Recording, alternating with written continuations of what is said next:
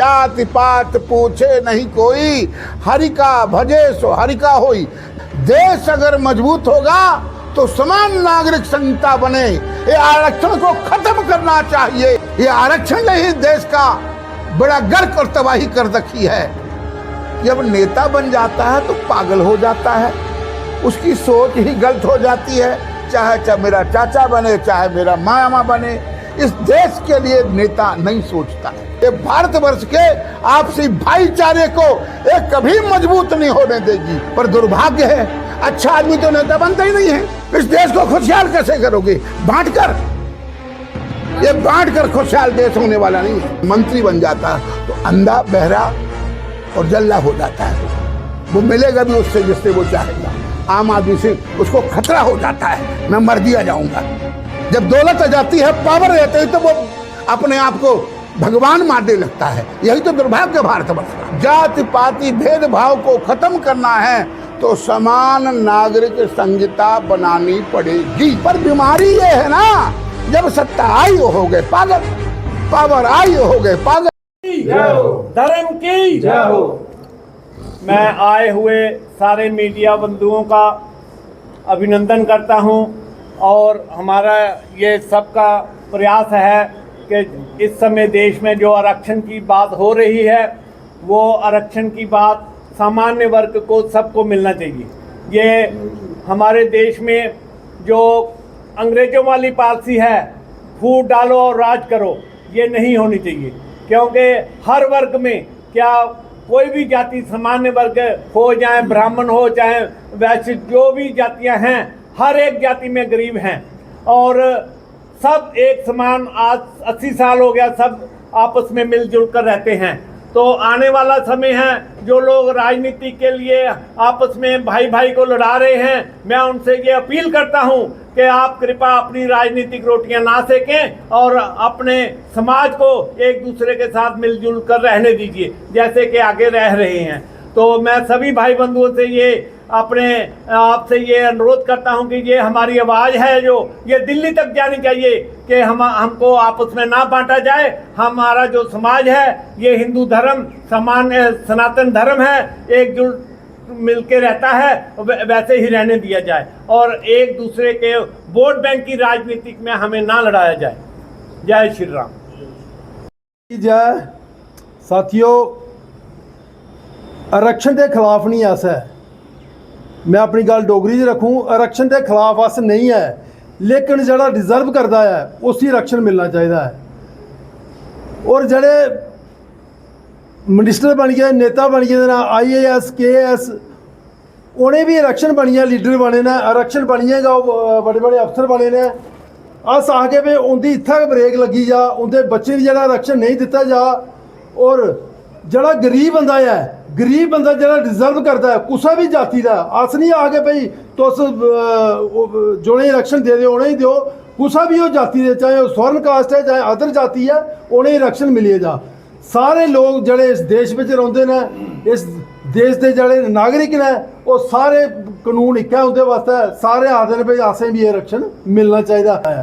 तो मैं गौरमेंट अगर मैं अपील करूँ भाई, ये आरक्षण का जड़ा कैंसर है, कैंसर की दवा इसी अच्छा टीका लाई असी खत्म किया जा और आरक्षण बिल्कुल जल्दी को जल्दी जड़ा है खत्म किया जा, ताकि जड़ा अस भाईचारा साढ़ा आपे जे भाईचारा जड़ा सारे लोगों का बने दा है, वो भाईचारा साढ़ा बराबर होवे।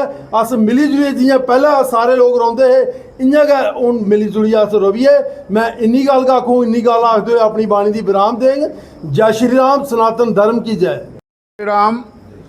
बड़े दुर्भाग्य की बात है कि भारत की राजनीति, जो राजनीति इतनी पवित्र होती है, जिस राजनीति के कारण जात पात पूछे नहीं कोई, हरि का भजे सो हरि का होई, राजनीति इस प्रकार होनी चाहिए।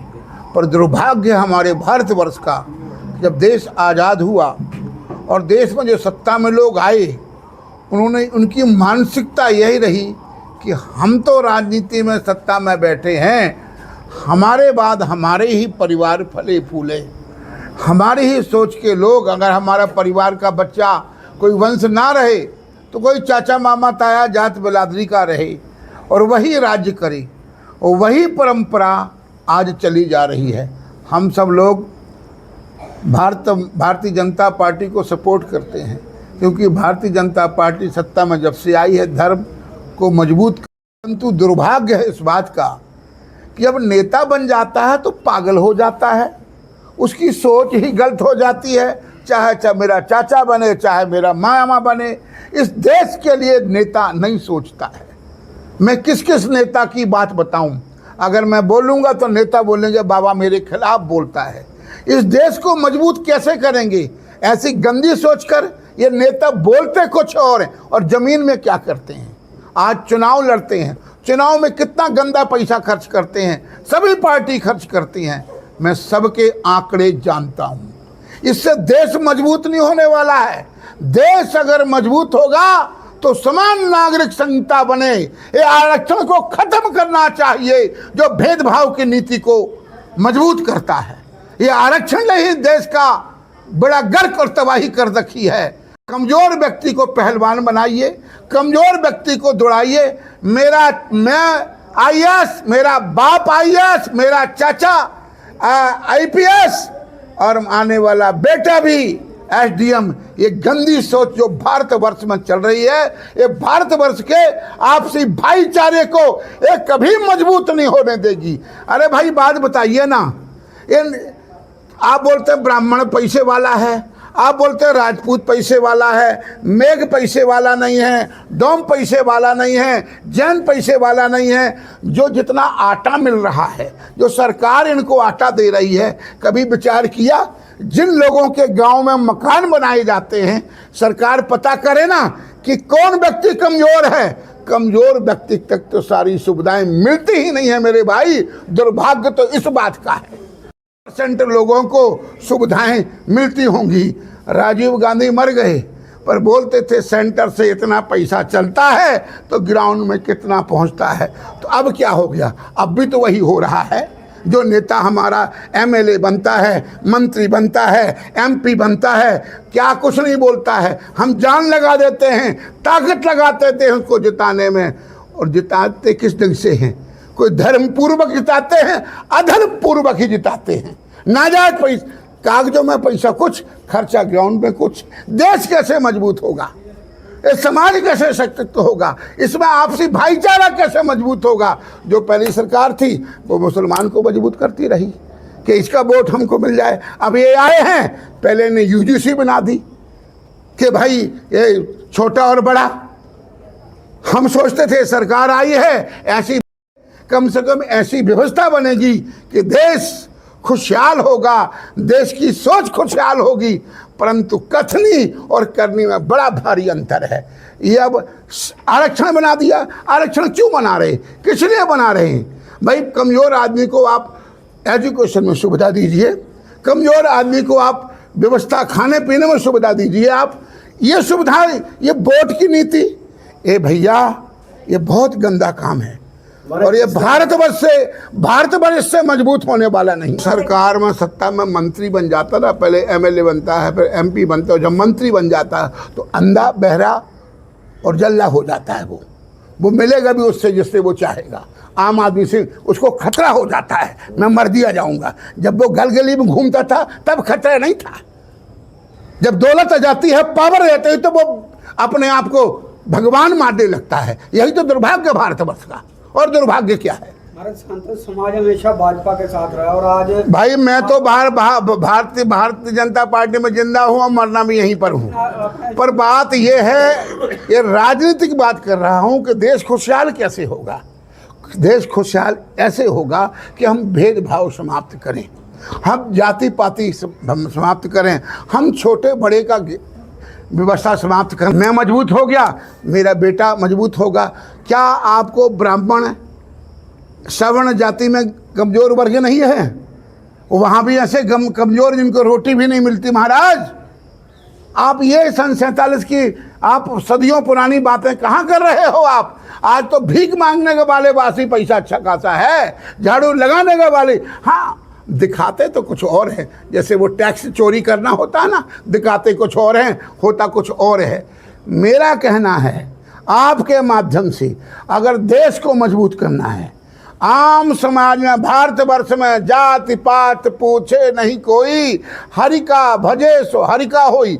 जाति पाति भेदभाव को खत्म करना है तो समान नागरिक संहिता बनानी पड़ेगी। बीमारी ये है ना, जब सत्ता आई हो गए पागल, पावर आई हो गए पागल। जी, इसकी आवाज उठाने के लिए राजपूत, ब्राह्मण या फिर महाजन अभी देखा हमने बैठा हो, क्या सभी जनरल कैटेगरी एक मंच पे लाने की कोशिश? मेरा आपसे कहना है कि सरकार ये ब्राह्मण, राजपूत, महाजन, ये जितने लोग यहाँ बैठे हैं, समाज में और भी वर्ण हैं, तरखान भी हैं, सुनहरे भी हैं, कश्यप राजपूत भी हैं, कुम्हार भी हैं, रामदास भी हैं, मेघ भी हैं, भक्त भी हैं, ये सब लोग हैं। हम साधु हैं, हम सर्वे भवन्तु सुखिनः का संदेश हमारे शास्त्रों में है और हम वही देते हैं। मेरा आपसे निवेदन है, जितनी संपूर्ण जाति के लोग हैं, जो मानव जाति है, जो मानव जाति में कमजोर हो उसको सपोर्ट हो। अब ये तो एक व्यवस्था और करनी चाहिए कि मंत्री बनेगा इतना पढ़कर, एमपी बनेगा इतना पढ़कर, एमएलए बनेगा इतना पढ़कर, चीफ मिनिस्टर, ये व्यवस्था भी होनी चाहिए ना। अगर बंदा पढ़ा लिखा हो, मंत्री बना है, पढ़ा लिखा है नहीं है, उसका जो आईएएस अफसर है वही घुमाता रहता है, उसको पता नहीं चलता है हमारा ये आईए पीए क्या लिख रहा है। मेरे भैया, अगर देश को मजबूत, पार्टी को मजबूत करना है, अपनी कौम को मजबूत करना है तो जो मर्जी करो। अगर देश को मजबूत करना है तो आपको समान नागरिक संहिता लाना पड़ेगी। देश के हर वर्ण के व्यक्ति को सपोर्ट करिए। ये आरक्षण, हाँ तंगी तो होगी पर त्याग करना पड़ेगा ना। त्याग कहाँ से आएगा? आप तो चाहता मैं सत्ता, मेरे बाप की सत्ता, मेरे बेटी की सत्ता, मेरी सत्ता बनी रहे, त्याग कैसे होगा? हम साधु हैं, त्याग चाहिए हमारे अंदर। जब तक त्याग नहीं होगा तब तक देश मजबूत कैसे होगा? आपसी भाईचारा मजबूत करना है ना, ये जाति पाति को खत्म करना है ना। कैसे खत्म होगी? लड्डू खिलाकर। ये जो कमजोर व्यक्ति को सपोर्ट करिए, चाहे वो एजुकेशन में हो। सुरेश जी और राहुल जी पीछे बैठे, अभी पीछे बैठे हैं महान सभा की तरफ से। आप जो वहाँ पे बैठे हुए हैं जंतर मंत्र में, इसके विरोध में कि जात पात वाला खेल खत्म करो, तो आप क्या कहना चाहते हैं? देखिए, जय श्री राम। तो मैं पूज्य संत महंत श्री रामेश्वर दास जी के सानिध्य में, इनके आगोश, इनकी इस ऐतिहासिक कामेश्वर मंदिर में इस हो रही प्रेस कॉन्फ्रेंस के माध्यम से ये आवाज़ उठाना चाहूँगा कि बहुत देर हो गई इस देश को आज़ाद हुए, बहुत देर हो गई आरक्षण का खेल खेलते हुए इन राजनीतिक पार्टियों द्वारा। तो अब ये जो खेल है वोट बैंक की राजनीति के लिए, ये जो खेल खेला जा रहा है राजनीतिक पार्टियों द्वारा, ये बंद होना चाहिए। एक सम्मान देखने की ज़रूरत है। हर एक वर्ग में गरीब पाया जाता है, हर एक वर्ग में गरीब पाया जाता है, तो उस गरीब की मदद करने की ज़रूरत है। मतलब ये जरूरी नहीं है कि स्वर्ण जाति में, जो जाति के किसी कोई गरीब नहीं है, ये मानने की बात नहीं है। आज बहुत सारे स्वर्ण जाति के लोग भी गरीब की श्रेणी में आते हैं। तो अगर सरकारों को सबको एक समान देखना है, हर एक नागरिक को एक समान देखना है, तो उसे उसके हालात के हिसाब से आरक्षण देकर सुदृढ़ बनाना चाहिए, मजबूत बनाना चाहिए। यही मांग हम सब की है।